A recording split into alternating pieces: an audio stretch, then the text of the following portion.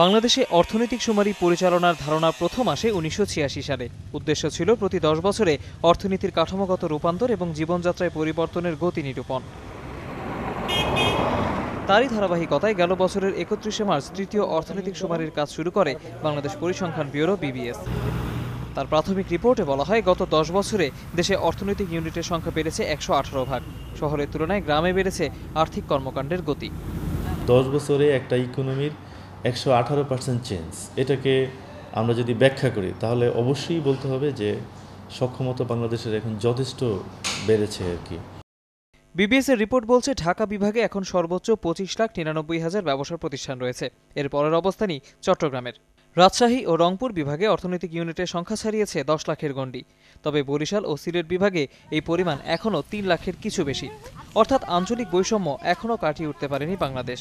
যদিও বিবিএস সচিব বলছেন, এই পরিসংখ্যান ঢাকামুখী বিনিয়োগ প্রবণতা কাটিয়ে উঠতে সাহায্য করবে। আমরা দেখছি কৃষিতেও গতিশীলতা আছে, বিশেষ করে কৃষিভিত্তিক যেসব শিল্প যেগুলো আছে সেগুলোও এগিয়ে যাচ্ছে।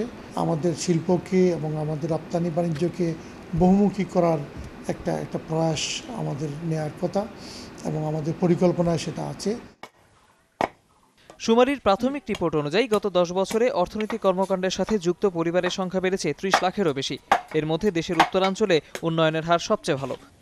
তবে প্রণোদনা ছাড়া এই সাফল্য ধরে রাখা যাবে না বলে মত এই অর্থনীতিবিদের।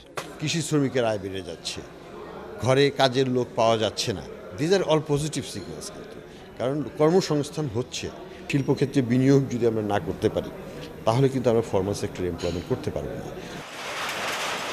বিশ্লেষকদের মতে, শিল্প খাতের চেয়ে সেবা খাতের এগিয়ে যাওয়ার পরিসংখ্যান মধ্য আয়ের দেশে উন্নীত হবার পথে ভালো সংকেত নয়।